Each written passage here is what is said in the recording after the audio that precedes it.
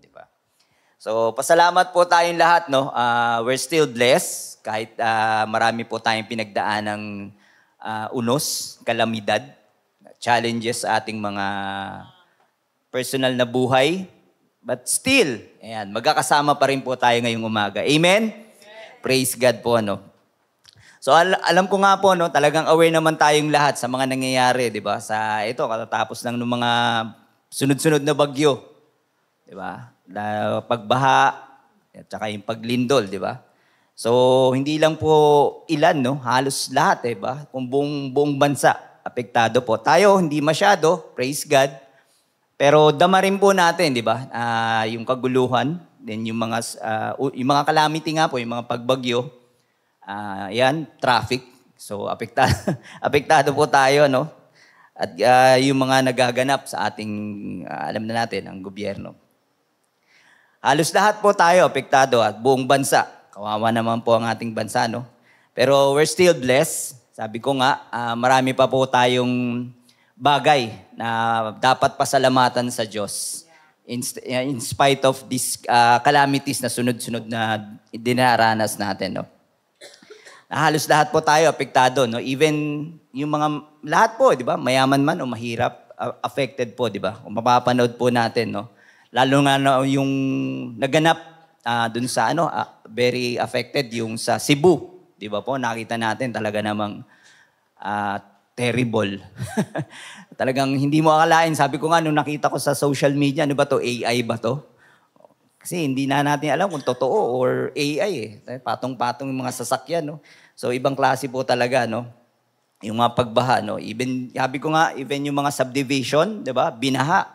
So, ngayon lang po talaga nangyari yun eh. Kasi ever since, noon, pagkabata ako, ganun eh, no? Hindi naman ganun magbaha eh, di ba? Hindi po ganun. Talagang ibang lugar, piling-piling lugar lang. Oo, kung totoo, yung mga malapit lang sa ilog, sila lang yung binabaha. Para yung lugar po namin sa Project 8, mula po akong bata pa rin, binabaha na yun eh. Mababa po kasi yung lugar. Siya yung nasa gitna. So, even yung ulan natin, di ba? Kung mapapansin po natin, kakaiba siya eh. Dati alam ko hanggang signal number 3 lang tayo. Pero ngayon, level up na, di ba? Signal number 5. Pagdating sa Taiwan, sa China, signal number 6 yata sila. So, kakaibang level po talaga, di ba? Talaga namang, para sa atin, parang di ba? Parang nakakabahala po talaga kung ano yung nangyayari. Kung ibang klase na, level up na talaga siya. At kung mapapansin nga po natin, no, isipin kagad natin, ano nga ba yung dahilan? Parang ako, tulad po ako, iniisip ko, ano nga po ba yung reason? Bakit ganito? Bakit ganun na siya katindi? Yung mga calamity na nangyayari sa atin. Sabi ko nga po, even our government, di ba? Kakaiba eh. Di ba po? Dati, dalawang lang, ngayon talagang super, na siya, gulo. At yung pagbaha po natin, wag po nating isipin, no? Dahil siguro alam naman natin yung mga nagaganap na yung mga nagkakwari ba? Tawag doon? Mga nagkakwari sa bundok. So, wag po nating isipin na yun lang ang reason. Na sila lang yung dahilan. Wag po nating isipin yun. Isipin natin, baka tayo rin po guilty. Amen po ba? Kasi siguro, sabi natin, yung candy kinakain mo ngayon, yung balat, tinapong mo ba sa basurahan? O inipit mo lang dyan sa bulsa, sa upuan, di ba? So, kahit po tayo, di ba, isipin natin, minsan guilty rin tayo. Amen po ba? Ako lang. Kasi naman, di ba, minsan ganun tayo. Minsan katatama rin tayo. Tapon na lang kung saan, di ba? So, lahat po tayo responsable sa mga nagaganap, di ba? Kundi man lahat, may iba po sa atin. May ambag po tayo kung bakit nangyayari matinding pagbaha. At syempre po, alam ko, iniisip ng lahat, kasi yung mga nandyan namumuno, sila ang punot dulo ng lahat. Maari po, di ba? Maari naman, hindi, di ba? Dahil nga sabi ko, lahat po tayo may partisipasyon sa nangyayari ngayon. Kasunod nga po nito, yung mga reaksyon ng iba't ibang miyembro ng lipunan, di ba? Makikita natin, kabi-kabila ang mga pagrarally. At sabi ko nga, meron pa naman po yatang parating pa sa 30. Yung mga iba't ibang sektor ng pilipunan, Nagbibigay sila ng tawag dito, opinion, reaction sa mga nagaganap. At ang isa nakakabahala nga po ay yung ibang sektor ng simbahan. Di ba po? So, tama naman po. May pakialam po tayo, di ba? Dapat po tayo yung makialam. Siguro nga, ang the best part na gawin natin is pag-pray natin sila, di ba? Huwag po tayo siguro ipag-pray na lang natin sila. Dito na lang po tayo sa bahay at ipag-pray kung ano yung lumabas, yung katotohanan, the truth, di ba? Sabi nga ni Kuya Dan kanina, the truth will set us free. Di ba po? Amen po? So ngayon po, ang tanong natin, siguro lahat po tayo, bakit nga ba? Bakit ba inaalaw ni Lord yung mga ganitong pangyayari sa buhay natin? Hindi lang po sa bansa natin, even sa ating personal life, di ba? Kung may mga pinagdadaanan po tayo, mga kinakaharap pong problema sa ngayon, bakit nga ba nangyayari, di ba? Yun po yung question di ba? Bakit inaalaw ni Lord na mangyari ito? Isipin natin, lagi tayo nandito every Sunday, present po tayo, nagsaserve tayo sa ministry, kahit outside work, outside church, nagsaserve tayo. Pero bakit may mga problema pa rin tayong hinaharap, di ba? Yun yung question natin sa atin, di ba? Amen po ba? Titingnan nga po natin bakit isipin natin yung mga nasalanta ng bagyo, di ba? Sila po yung mga maliliit pang tao Kumbaga sila yung nandun sinabi nga ni nasa laylayan ng lipunan. Pero sila pa yung very affected, di ba? Sila pa yung apektado ng mga pagbaha, ng mga paglindol. Kung makikita naman po natin, kumbaga isipin natin, ito yung mga responsible dapat So dapat ito yung nagsasuffer. Bakit ganun? Unfair ba si Lord, di ba? Yung tinatanong natin minsan, unfair ba si Lord? Bakit yung mga mayayaman na yan, yung mga nandyan sa gobyerno, yung mga nandyan ngayon, bakit okay lang sila, di ba? Parang wala lang. Okay lang sila, basta kahit may payong na mamahalin, di ba? Ganun lang sila, di ba? Bakit inaalaw ni Lord? Yun ang question sa atin. Maari yun ang gumugulo sa ating isipan. Bakit ba, Lord, di ba? Bakit ba ganito ang buhay? Bakit kailangan makipagsapalaran? Di ba? Di ba pwedeng chillax lang, Lord? Doon ka lang sa bahay, chillax lang. Di ba pwedeng ganun, Lord?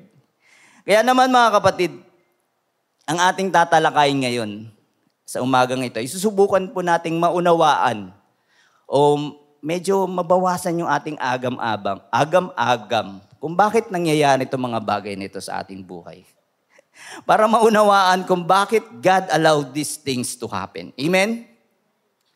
Hindi lang po niya, sabi nga, hindi lang po sa mga nangyayari sa bansa. Even in your personal life, di ba? Kung meron po tayong pagsubok. Bakit nga ba? So kailangan nating maintindihan yung mga kinakaharap po nating mga problema o challenges, di ba? Pagsubok. Even sa ating trabaho, even sa ating kalusugan, mga sakit man yan, problema na kinakaharap sa pinansyal, sa relationship, sa mga family.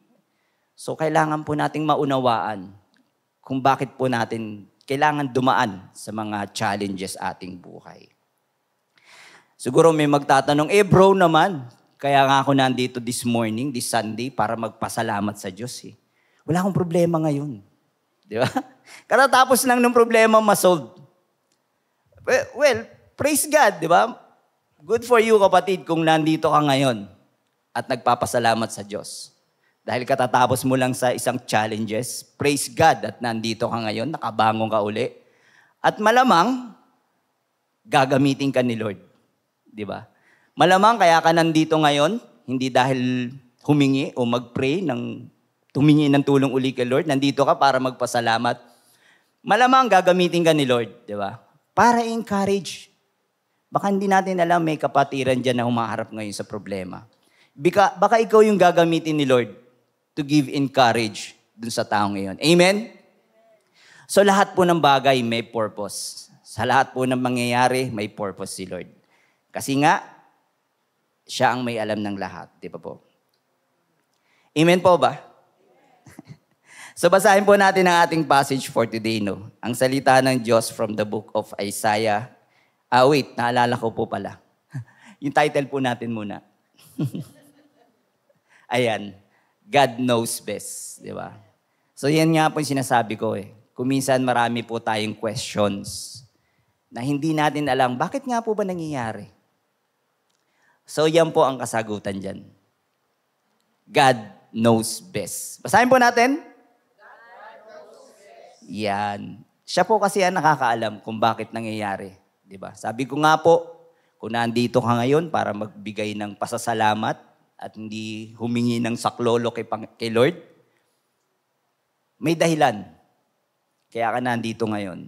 Kaya ka nakarating ngayon, malamang ikaw yung magbibigay encourage sa kapatid mong may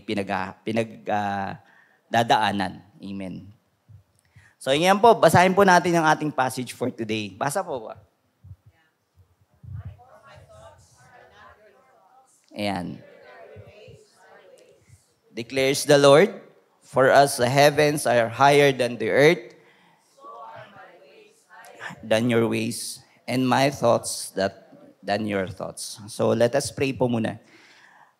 Lord God, maraming salamat, Panginoon, for this morning na pinagsama-sama niyo po kami, Lord, na magbigay papuri sa iyo, Lord, at to celebrate with you, Panginoon. Hinihiling po namin, Lord God, ang iyong presensya sa araw na ito, Lord. Puniin po nitong room na to with your Holy Spirit, Panginoon, at buksan niyo po ang aming mga puso, isipan para sa iyong mga salita, O Lord God, na sana po ay magbigay ito sa amin ng encouragement and magbigay po sa amin ng pagbabago sa aming buhay, Panginoon. At huwag niyo po sanang hayaan, Panginoon, ang mga distraction ng gawa ng kaaway, Panginoon, na maganap in Jesus' name, Panginoon. And bigyan niyo po kami ng kalakasan, Lord, na maunawaan at give us the wisdom, Lord, para sa iyong mga salita. We thank you, Lord, and we ask you, Lord, to override my preparation, Panginoon, at sana po ma-receive po namin, Panginoon, kung ano po ang mga salita mo, kung ano po ang mensahe mo sa bawat isa, Panginoon. We thank you, Lord, and we leave everything to you. In the mighty name of Jesus, Amen. So sabi ko nga po, kung ano man yung mga nangyayari, yung kaganapan sa ating bansa, sa ating kapaligiran, at even sabi ko sa personal life natin, kung ano man yung pinagdadaanan natin, ito po yung passage na magbibigay sa atin ng kasagutan. 'Di ba? Kung bakit ba nangyayari ito sa akin, 'di ba? Bakit ko ba pinagdadaanan ito, 'di ba? Minsan kasi hindi natin may mga questions tayo, 'di ba? Dumarating doon tayo sa point na bakit ba? 'Di ba? Parang ganoon, 'di ba? Ako lang po ba? O meron po ba? Dumarating po ba kayo sa ganung point? O parang ako lang? 'Di ba? Kasi meron tayong point, 'di ba, yung talagang kabi-kabila, di ba? Sabi ka nga, minsan ito na yung katatapos na ng isang problema, ito na naman. Minsan sabay pa, di ba? Sunod-sunod, oh yes, tatluhan, sabay-sabay sila or sunod-sunod, di ba? Pero sabi ko nga, ang title natin, God knows best, di ba? Mas alam ni Lord kung bakit nangyayari ito. Maaari tayo hindi natin maunawaan, pero si Lord, meron siyang reason, di ba? May dahilan kung bakit nangyayari itong mga bagay na ito. Minsan kasi, di ba, may mga tao pa rin nagsasabing mahirap unawain ng Diyos, ang kaparaanan ng Diyos, ang hirap nilang maintindihan. Kaya naman, ito yung nagiging dahilan nila para hindi sumunod sa kalooban ng Diyos, di ba? Halimbawa, di ba nga katulad, pag Sunday, may nagtatanong, bakit kailangan pa magpunta sa center para mag-worship kay Lord? Pwede naman sa bahay lang, di ba? Pwede naman doon ako mag-worship. Doon na lang ako, makapag-pray naman ako doon sa bahay lang, di ba? Bakit kailangan pag mag-serve sa ministry? Kaya ko naman tumulong sa mga mahihirap, sa mga nanlilimos, di ba? So yun minsan may mga question na naglalaro sa isipan natin na sadyang hindi natin maunawaan. Pero sabi ko nga, kailangan nating intindihin. Paano natin mauunawaan kung hindi tayo lalapit kay Lord, di ba? Paano natin maintindihan yung mga kalooban niya? Paano natin mauunawaan kung lalayo tayo kay Lord? Kung wala tayo kay Lord? Talagang hindi natin maintindihan. Tama po ba? Or minsan naman, talagang ayaw mong sumunod sa kalooban ng Panginoon dahil gusto mo yung kalooban mo. Ayaw mo sumunod sa kaparaanan ng Panginoon dahil mas gusto mong sundan yung kaparaanan mo. Di ba? Agree po ba? Di ba? Parang feeling mo, okay naman ako eh. Di ba? Pag may naririnig tayo, okay naman ako. Okay naman tong ginagawa ko. Wala naman akong taong inaargabyado. Okay naman ako. Hindi ko kailangan ng church. Yeah. Naririnig po natin yan, di ba? May mga tao po tayo nakakahalubilo na ganyan. Sadyang ayaw nilang makinig. Di ba? Madalas nga, pinipili nila yung sarili nilang kaparaanan. Totoo naman kasi, di ba, mahirap naman po talagang maintindihan at maunawaan ang kahiwagaan ng paraan ng Panginoon, di ba? Kasi sa typical person, hindi basta ganun kadaling intindihin. Tayo po siguro ganun din. Nung nagsisimula pa lang po tayo makilala ang Panginoon, di ba? Marami pa po tayong hindi alam, di ba? Hanggang unti-unti, is a process para maunawaan natin, di ba? Kung sino, kung ano ang Panginoon, kung sino siya sa buhay natin. Sa kanilang sariling pananaw po, yung mga taong gusto nila kanila lang, gusto nila sundan yung sarili nila, ito po yung nagdudulot sa kanila ng paglayo sa Diyos. Amen? Paano nga naman sila susunod kung hindi nila nauunawaan ang mga salita ng Diyos? At kung hindi nga naman po talaga sila agree, di ba? Sa kalooban, sa mga pinagagawa ng Diyos, di ba?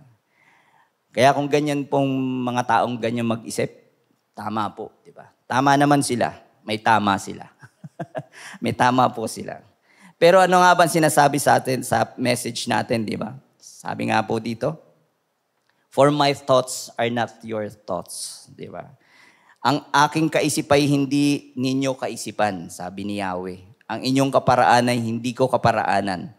Kung paano ang langit ay mas mataas,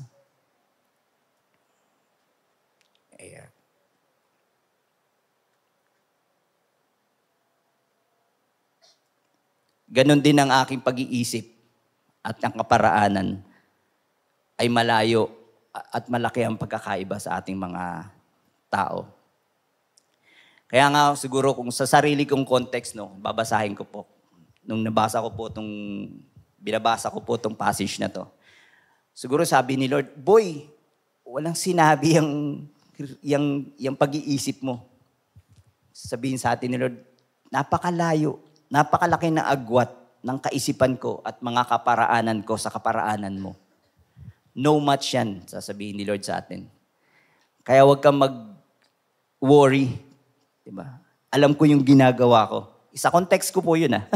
Sa context ko lang po yun. Diba? Sinasabi sa atin ni Lord na, relax ka lang. Ako bahala sa'yo. Chillax ka lang. Pray ka lang. At hindi kita pababayaan. Diba? Kasi mas alam ko ang ginagawa ko. Yun ang gusto sabihin sa atin ni Lord. Huwag kang mambahala. Diyan ka lang at tutulungan kita. At hindi kita iiwan. Diba? Ang kaparaanan mo, may limitasyon, may hangganan, ang kaisipan mo, pero ang sa akin, walang hanggan. Yung kaparaanan mo, yung pag-iisip mo, posibleng magkamali, pero ang kaparaanan ko, sabihin ni Lord, perfect yan. Perfect yan para sa'yo. Diba? Hindi magkakamali ang kaparaanan at ang kaisipan ng Panginoon. Amen? Kaya huwag po tayong mabahala. Sabi nga, God knows best. Amen? Imagine mo sinabi rito. So are my ways higher than your, for us the heavens are higher than the earth. So ganong niya ikinumpara, di ba? Ganong kalayo, hindi po natin masukat yun, di ba? From heaven hanggang dito sa mundo. Ganong kalayo, ang kalaki yung diferensya. Yung difference ng kanyang kaparaanan, ng kanyang pag-iisip, kumpara sa pag-iisip ng tao. In short, no match po. Tama po ba? Sabihin mo sa katabi mo, be humble. Yeah. No match tayo kay Lord. Yeah, di ba? No match tayo kay Lord, di ba? Amen po ba? O may mas magaling dito kay Lord. So wala naman po, di ba? Wala. Sa ating journey po bilang isang Kristiyano, madalas po nasusubok tayo sa katatagan ng ating pananampalataya sa Diyos. Madalas po tayo makatagbo ng mga sitwasyon na talaga namang humahamon po sa pag-unawa sa kaparaanan ng Panginoon. At sa mga ganun pong oras na pagkakataon, tinatawag po tayo ng Diyos na magtiwala. Magtiwala lang sa Kanya, di ba? Magtiwala po tayo sa Kanyang karunungan, sa Kanyang kapangyarihan. Dahil naniniwala po tayo na ang Kanyang mga kaparaanan ay mas mataas kaysa sa atin. Sabi nga po dito, the distance, napakalaki. Ayan. Sabi nga po dito ni Charles Stanley, no, isa po siyang American pastor at author ng libro. Sabi niya rito, God's wisdom is not merely an accumulation of knowledge, but an understanding that surpasses human comprehension. Trusting in Him means leaning not on our own understanding, but on His unfailing wisdom. Amen po? Sabi, ang karunungan daw po ng Diyos ay hindi lamang sa lahat ng kaalaman niya, kundi isa-isa pang pag-unawa, higit pa sa pag-unawa ng mga tao. Ang pagtitiwala daw sa Diyos ay nangangahulugan na hindi umaasa sa ating sariling kakayahan, kundi sa walang kapantay na kakayahan ng Diyos. Walang pagkukulang na kakayahan ng Diyos. Perfect. Amen po. Kaya po this morning, sisikapin po nating maunawaan kung gaano kalawak at gaano kalaki ang karunungan, yung wisdom ng ating Panginoon, ang kaisipan niya, upang matutunan po natin ng mas malalim kung bakit po tayo dapat magtiwala sa Panginoon at sa Kanyang mga kaparaanan. Ayan, meron po tayo dito 3 points na nadidiscuss. Number 1, He is God and we are not. Diba? Tama? Amen po ba? Siya po ang Diyos siya po ang Diyos, tayo po hindi. Diba? He is the Almighty One. Siya po ang lumikha sa atin. He is our Creator. That's why He is our Master. He is God and He controls everything. Amen? Then number 2, His thoughts and ways are higher than ours. Diba? Sabi nga, God's thoughts and ways are far different from ours. Sinasabi nga sa atin ng Biblia na mas mataas, mas malaki, mas malawak ang kaisipan at kaparaanan ng Diyos kaysa sa mga tao. Number 3, His vision for the future is perfect peace. Ayan. God has a perfect plan for our future. Lahat po ng plano ng Diyos ay para sa ating ikabubuti. Amen po ba? Hindi po nagpaplano si Lord para sa ikakasama natin. Lahat po ng plano niya sa bawat isa po sa atin ay para sa ating kabutihan. Amen po. Lahat po ng plano ay para tayo bigyan ng magandang kinabukasan. Kung punong-puno man tayo ngayon ng pag-alala at pangamba, hindi po natin nakikita ang kaliwanagan. In God's perfect timing, makakamit po natin ang victory at ang tunay na kapayapaan. The true peace. Diba? Perfect peace na siya lang po makapagbibigay sa atin. Amen? Gising pa po ba lahat? So number 1 po, sabi ito, He is God and we are not. Sabi po dun sa Psalms 100 verse 3, Know that the Lord, He is God. It is He who made us and we are His people and the sheep of His pasture. Yan. Our Lord, He is God. Siya po ang lumikha sa atin. Amen po, di ba? Kaya tayong lahat po ay sa Kanya. Pag-aari niya po tayo. Kaya alam ng Diyos ang buong pagkatao po natin. Ang ating isipan, ang ating puso, ang ating damdamin. Sabi nga, di ba, even yung numbers ng hair, alam ni Lord. Mas kilala po ng Panginoon tayo kaysa sa pagkakilala natin sa sarili. Di ba? Sa ating sarili. Walang sino manghihigit sa Diyos, kaya't ang kanyang kaisipan at kaparaanan ay higit sa lahat at walang kapantay.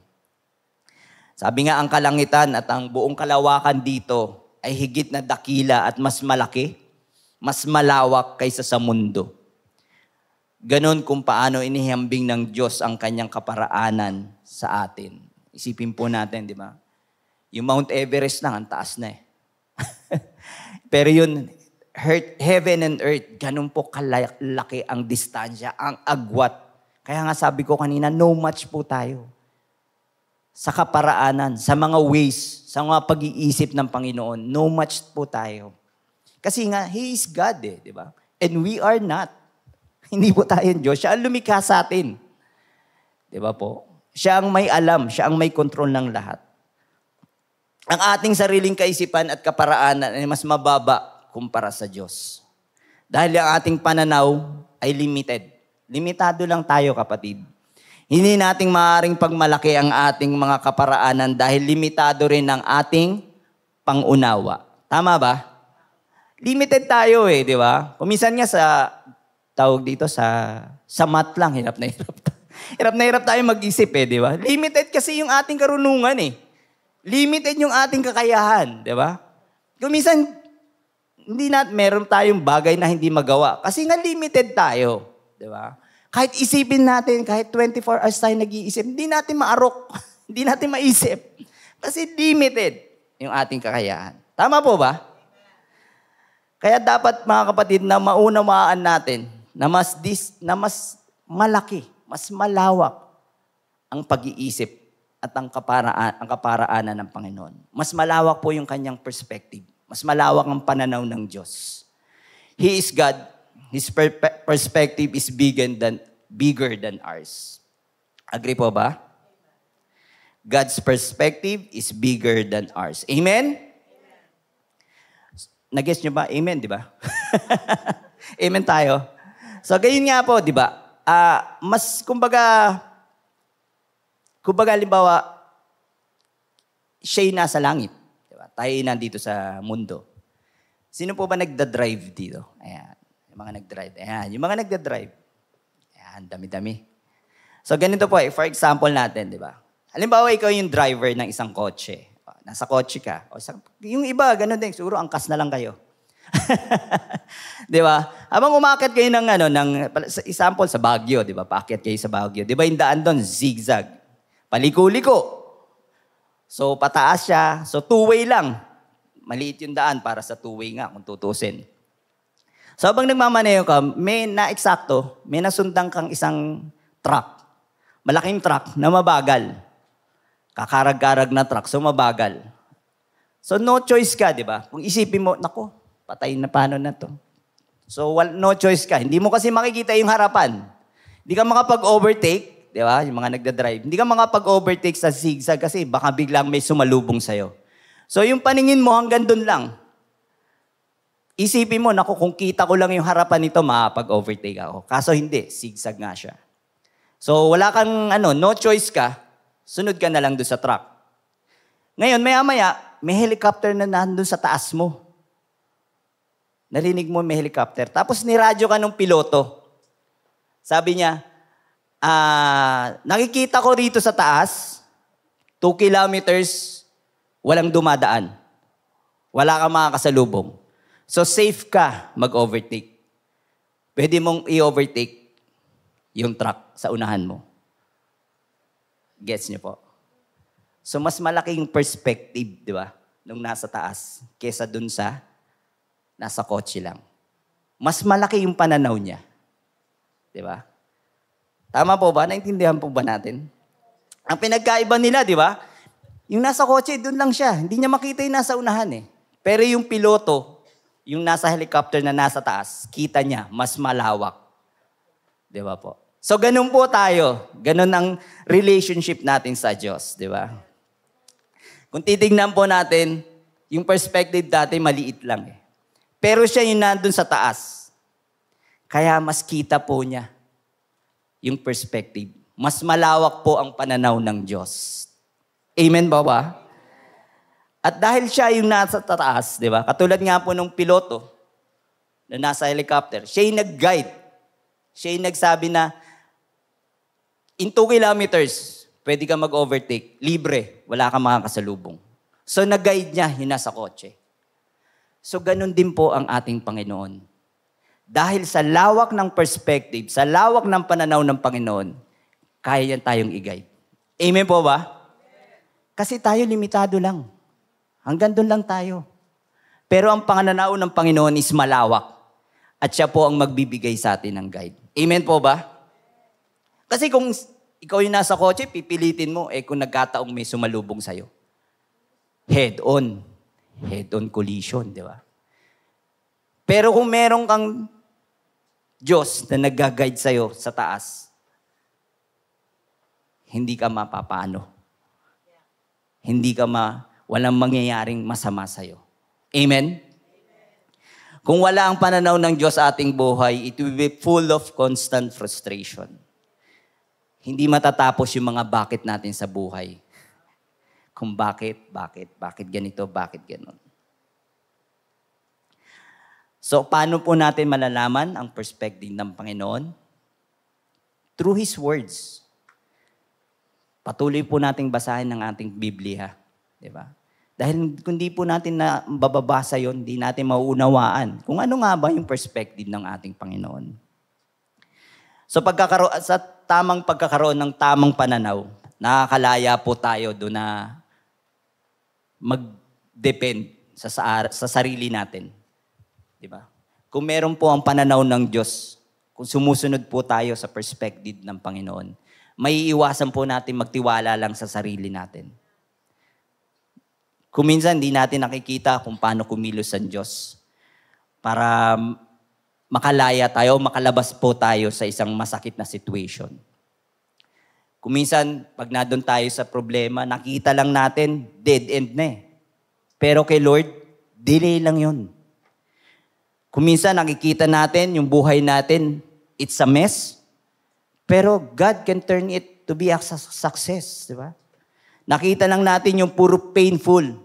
Pero kay Lord, after that painful experience, it's a gainful.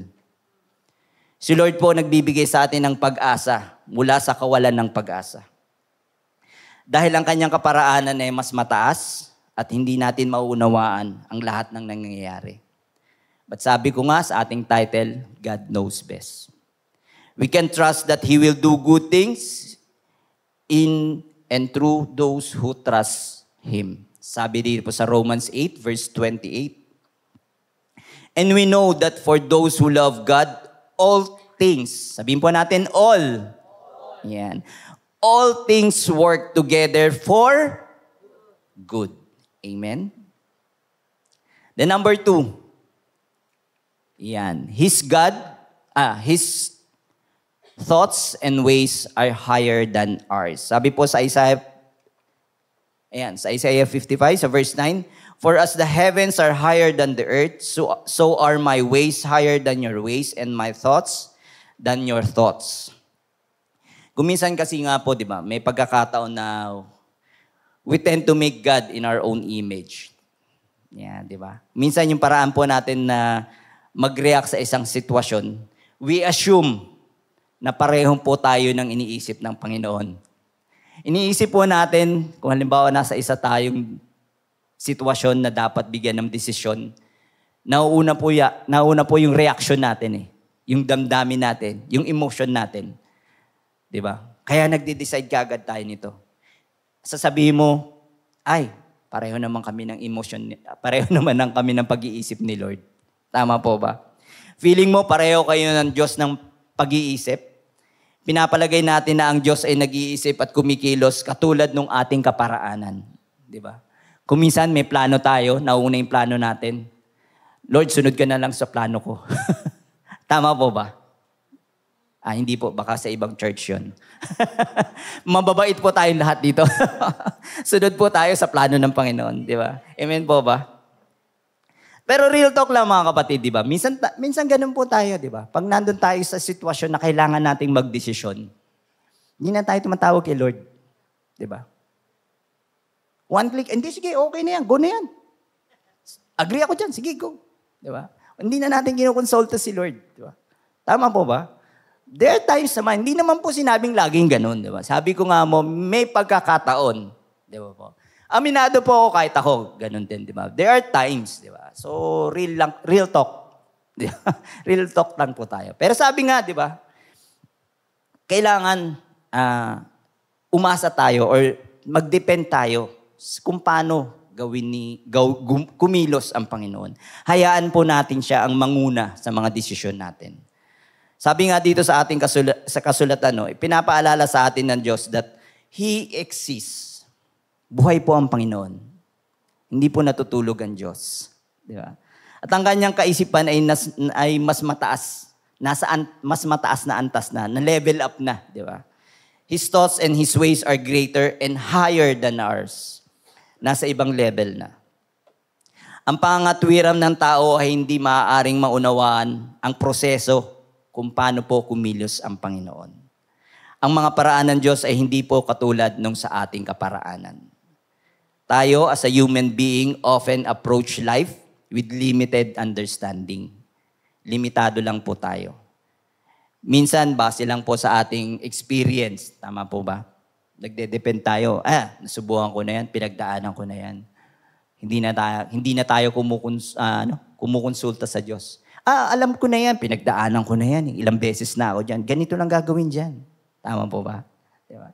Minsan, sa ating damdamin lang, sa desires natin, diba? Sa emotions natin. Meron tayong mga expectation about how things should work, how justice should be served, and how blessing should be received. Pero kung gayon pa man, ipinapaalala sa atin ng Panginoon na ang kanyang mga paraan ay mas mataas. Ibig sabihin, nilalampasan po nito ang ating mga kaparaanan na limitado lang.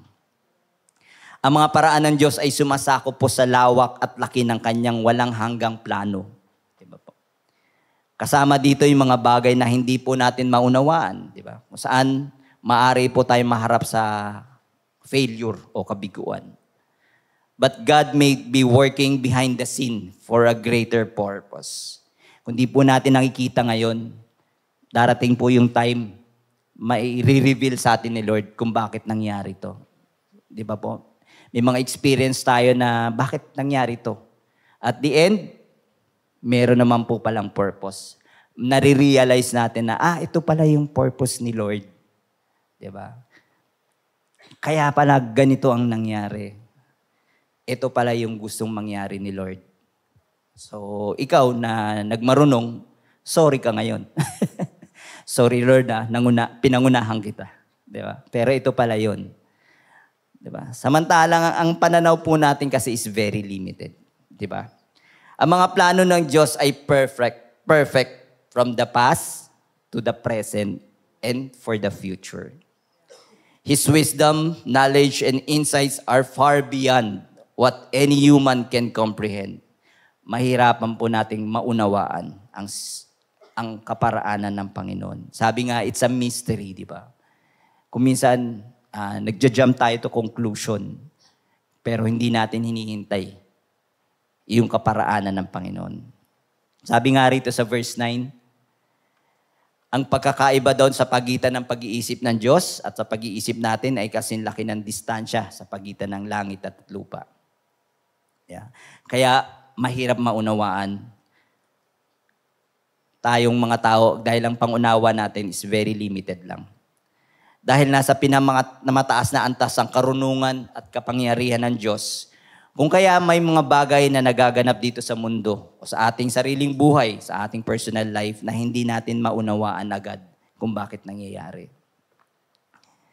Minsan meron kang malalaking plano, di ba? Sa sarili mo, sa career mo, may plano ka, sa family mo, sa business mo, may mga plano ka, di ba? Or kahit sa ministry, sa pagsaserve, may mga plano ka. Pero kung minsan, nililihis ni Lord. Ninilihis ka, no? Redirect ka sa iba. Ikaw, nasa isip mo, dito ako dadaan. Pero kung minsan, si Lord, i-redirect ka. Idadaan ka sa ibang daan. Magtatanong ka, di ba? Lord, dito dapat, di ba? Pero hindi natin maunawaan kung bakit ganun. Ililihis ka ni Lord. At minsan, may mga plano tayo na hindi nasusunod. May mga prayer tayo, di ba? Na hindi agad nasasagot. Nagtatampo agad. Di ba? Lumalayo agad kay Lord. Lord, ito naman ang prayer ko. Sabi ko naman sa iyo, ilang taon na ako, wala pa akong boyfriend. Di ba? May nakita ako, nilayo mo naman. Di ba? Hindi mo maunawaan, Lord. Di ba? Lord, mawawala na sa kalendaryo. Wala pa akong boyfriend. So nadidismaya kagad tayo. Napofrustrate tayo. Di ba? Nagtatampo at lumalayo agad tayo sa Panginoon. Kaya nagiging resulta, mas lalong lumalala. Di ba? Mas lalong nagiging problema. Mas lalong bumibigat ang situation at hindi na natin makontrol. Dumarating tayo dun sa time na hindi na natin makontrol. Di ba? Dahil sa mga maling desisyon natin. Dahil sa pagsunod natin sa mga kaparaanan natin. Instead na lumapit tayo kay Lord, sa kanyang mga ways, sa kanyang mga kaparaanan, sa kapangyarihan niya, nagmadali tayo. Di ba? Inuna natin yung damdamin natin. Lord, mawawala na ako sa kalendaryo. Loto na lang aabutan ko. Sige, pwede na yan. Okay na yan. Kesa naman mapag-iwanan ako, mga muysaya ako. Di ba? Unahin na yun. Hindi na inintay yung desisyon ni Lord. Nagmadali na. So, ang resulta, battered wife. Di ba? Kasi nagmadali. Hindi hinintay yung direksyon ni Lord. Nainip. Yung damdamin niya, na mawala na siya sa kalendaryo. So yun na nagiging resulta. Kuminsan kapag nagmamadalita at pinangungunahan natin ang kaparaanan ng Panginoon. Sabi nga sa title natin, ano? God knows best. Di ba? So wala tayong, parang bata lang, di ba? Pagka may kailangan, may abot, hindi niya abot. Punta siya sa mami, di ba? So sa daddy niya, papatulong. So ganun din tayo, di ba? Mga kapatid, lahat po tayo ay anak ng Diyos. At meron po tayong Diyos Ama na nagmamahal sa atin. Hindi po siya magsasawa, hingi ka na dito, o patulong ka, pag-guide ka. Hindi po siya magsasawa, di ba? Siya po yung patuloy na mag-guide sa'yo. Hindi mo alam yan, tuturuan kita. Tawag lang po tayo sa Kanya. Remember nyo po, di ba, si Jonah. Ayan, yung favorite character ko po sa Bible, si Jonah. He learned the hard way how to respond when His plan didn't match, di ba?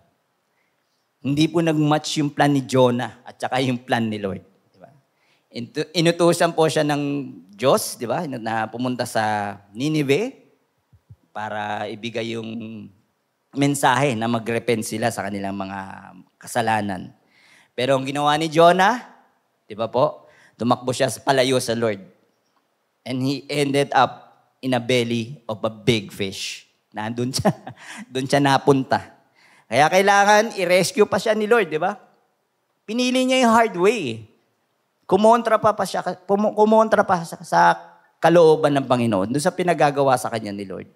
So yun pa, di ba? Kailangan pa siyang i-rescue ni Lord doon sa tiyan ng malaking isda. Ngayon, nung sumunod na si Jonah doon sa pinagagawa sa kanya, di ba? Pumunta siya sa Nineveh, sinabi niya yung mensahe ng Panginoon. Pero ano naging resulta? Nung nagrepent yung mga tiga Nineveh, hindi pinarusahan ng Diyos. Di ba? Kasi nagrepent nga eh. Yun naman ang mensahe niya, di ba? So ito naman si Jonah matampuhin, nagtampo. Kasi galit po siya doon sa mga tiga Nineveh, di ba? Kalaban ng lugar niya. Nagtampo. Di ba? Nagpunta sa kabundukan, lumayo kay Lord. Hindi niya kasi naunawaan kung ano yung plano ni Lord. Diba? Lumayo siya. Siyempre, ang Panginoon, sabi ko nga po, mahal tayo ng Panginoon. Kahit ano pa man tayo. Kahit makasalanan tayo. Diba? So, ang ginawa ni Lord, binigyan niya na ng lesson. Hindi niya po pinabayaan si Jonah. Diba? Binigyan po siya ng puno para magbibigay sa kanya ng lilim. Diba? Nandun pa rin yung care. Diba? Nandun pa rin pag-aalaga ng Panginoon. Pagkatapos naman doon, ay nagpadala na naman ng worm. Diba? Nagpadala ng worm si Lord para naman patayin yung halaman. Ganun po uli. Nagtampo na naman po to si Jonah. Diba? Nagalit na naman siya sa Diyos. Lord, bakit ganun? Diba? Imbis na tulungan mo ko. Diba? Pero hindi po rin po siya pinabayaan ng Panginoon. Diba? Habang sumikat po yung araw, nasilagan siya. Uminit na yung ulo niya, nainitan si Jonah. Kaya nagtampo kay Lord. At dahil dito, pinadala ng Diyos kay Jonah ang katuruan, no? Yung lesson, maging sa atin din. Kung bakit meron tayong pinagdadaanan na salungat po sa ating mga plano. Meron po tayong pinagdadaanan na parang feeling natin, hindi natin deserve. Feeling natin parang, Lord, hindi naman ito yung pinagpe-pray ko. Bakit ito yung binigay mo sa akin? So binigyan po siya ng mga plano, binigyan siya ng Panginoon ng mga kadahilanan kung bakit nangyayari ang mga bagay. Number 1, God can see things you cannot. Di ba? Katulad nga po ng sinabi ko kanina, God can see the past, the present, and the future. At the same time po yun. Di ba? Lahat po nakikita ni Lord. Di ba? Nakita niya yung kahapon. Then sa Friday, alam na niya yung mangyayari.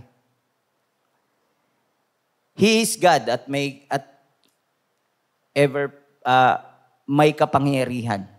Walang katumbas na kapangyarihan ng Panginoon. He created time, so He is not subject to time. Siya ang lumikha ng oras, kaya hindi po natin siya pwedeng isailalim sa oras. Amen? He knows the best and the perfect time for us. Amen? Kundi man ngayon, kapatid, baka susunod na panahon.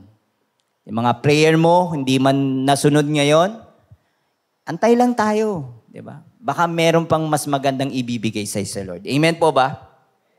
Sabi po doon sa Ecclesiastes 3, verse 11, sabi po rito, He has made everything beautiful in its time. Also, He has put eternity into man's heart, yet so that he cannot find out what God has done from the beginning to the end. Alam po ni Lord ang ginagawa niya. He is God, mga kapatid. Diba? At tayo, hindi. Sabi nga po sa number 2, God is good to you even when you're irritable. Diba? Kahit napaka-irritable mo, katulad ni Jonah, diba? Nawala, nasinagan lang ng araw, uminit na ang ulo kay Lord. Diba? Kahit napaka-pikunin mo, diba? Mahal ka pa rin ni Lord. You may have been going to opposite direction from God, katulad nga po ni Jonah, and still covers you with shade and give you comfort. God cares about your comfort because that's kind of God He is.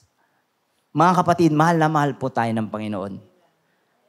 Kahit sabi ko nga po, kahit ano man tayo, di ba? Mahal pa rin tayo ng Panginoon, mahal tayo ng Diyos, kahit hindi po tayo kaibig-ibig. Kahit hindi po tayo lovable.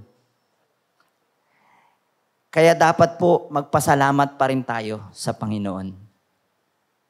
Dahil ganun po siya magmahal sa ating lahat. He cares for us. The number 3, God is in control of every details of our life.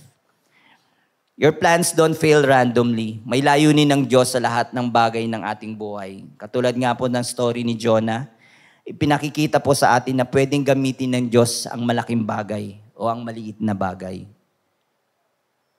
upang maidirect po niya tayo sa tamang situation, sa tamang direction. Sabi ko nga po dito, God is in control. Sabi po sa Proverbs 16, verse 9, The heart of man plans his way, but the Lord establishes his steps. Sabi ko nga po kanina, yes, pwede naman po tayo magplano. Pero sumangguni po muna tayo sa Diyos. Tama po ba? Huwag po nating hayaan na tayo yung magplan, sunod lang si Lord sa plano natin. Di ba po? Hingin muna natin yung plano niya. Hingin po natin yung suggestion ni Lord. Kung ano po yung plan niya. Ipag-pray po natin, di ba? Kung may gusto kang pasuking trabaho, kung may gusto kang gawing business, lapit ka kay Lord. Lord, tama ba itong decision ko? Di ba? Huwag ka kagad gagawa ng business plan. Pag-pray mo muna. Lord, tama po ba itong papasukin kong business? Di ba? Sa relationship, Lord, tama po ba itong lalaking to? Siya po ba ang para sa akin? O baliktarin naman natin, O Lord, siya po ba yung babae para sa akin?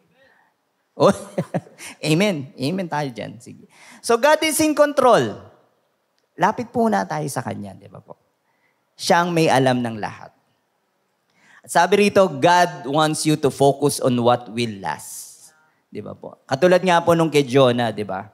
Hindi naman po siya, ang importante po sa Kanya yung salvation ng mga taga Nineveh. Yung kaligtasan po ng mga tao sa Nineveh. Hindi po importante sa Kanya yung puno na binigay niya kay Jonah. Mas importante po sa Panginoon kung ano yung maglalas, di ba? Yun po ang importante sa Kanya yung salvation, di ba? Same with us. God has called us to share the gospel and make disciples, which requires stepping out of our comfort zone. Di ba?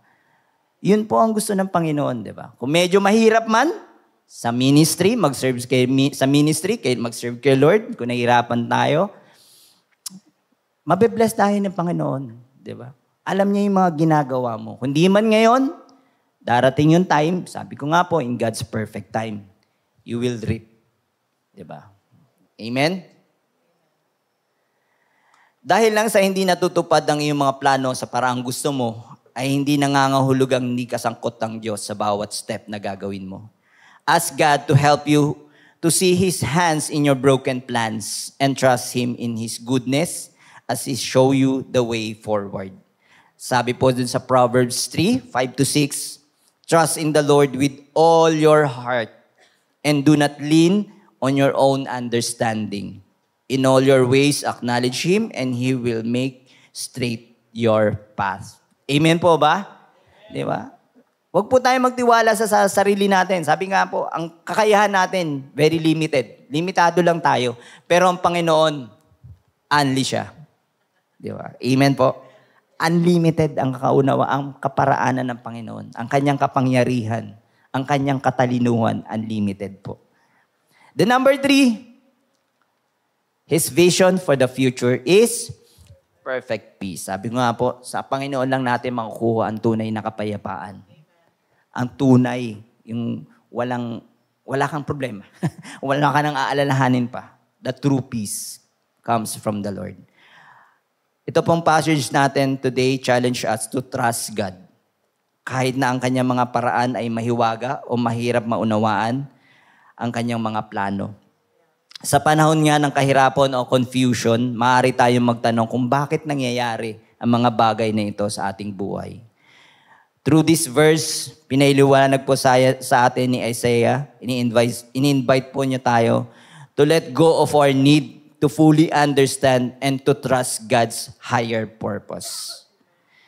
Maaaring kabilang sa mga paraan ng Diyos, sa kanyang mga plano, ang paghihintay, di ba po, waiting time, and unexpected detours, sakala mo ito na, yung pala kakaliwa ka.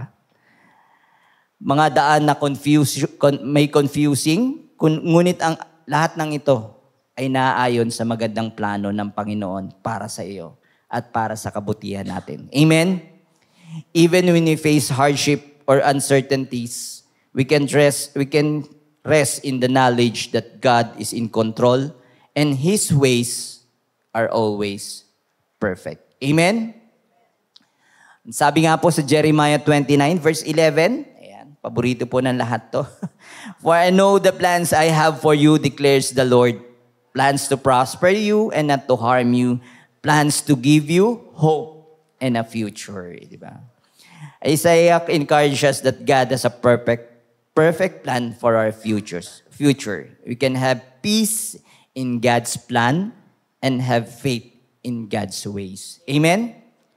At even nga po si Apostle Paul, no, sang-ayon dito, agree din po siya rito at sinabi niya dun sa Philippians 4 verse 7, sabi niya, and the peace of God which surpasses all understanding will guard your hearts and your mind in Christ Jesus. Amen? Dahil sa dami nga po no, ng mga nangyayari sa ating kapaligiran, at sabi ko nga sa inyong mga personal life, nagpapakita ito sa atin na ang kaganapan ngayon ay walang katiyakan. At yan ang nagbibigay sa atin ng matinding pag-aalala, di ba? Worry, anxiety, at pag-abigo o yung frustration. Pero sinabi po ni Apostle Paul, give us some clues to deal with anxiety.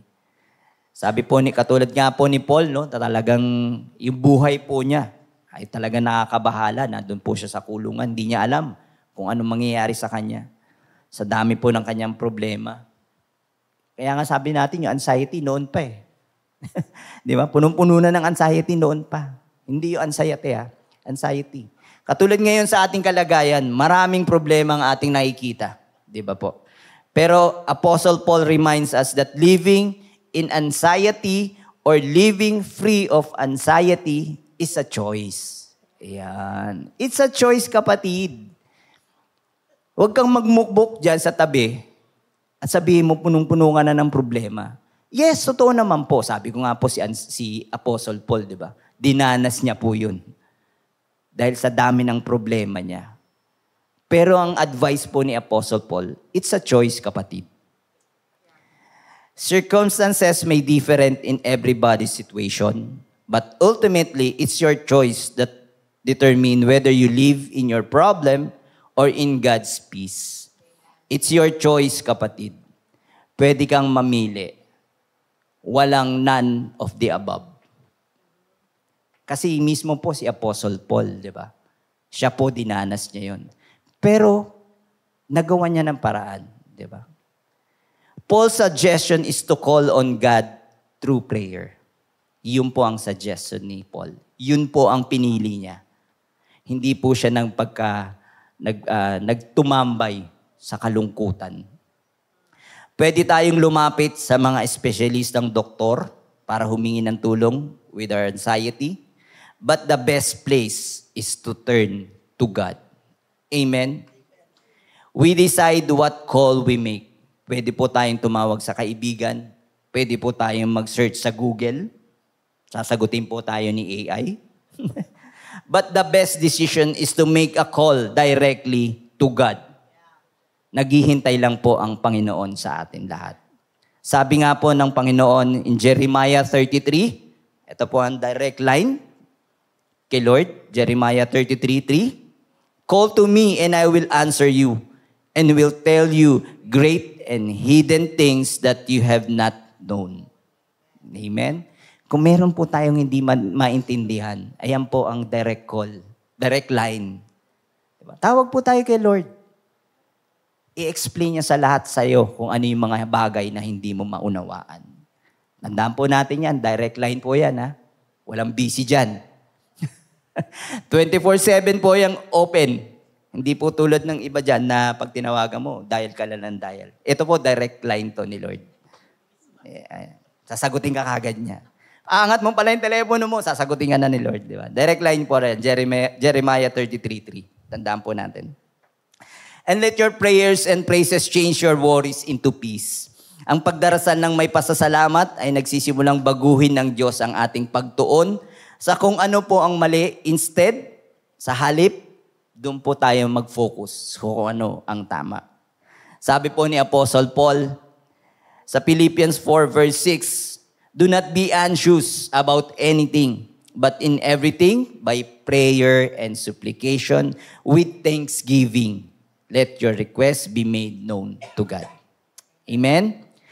Peace comes through giving everything to God and thanking Him for all that we have. Pagsuko po, kapatid. Pag-surrender ng ating buhay sa Panginoon. Masaya man o malungkot, tawag tayo kay Lord.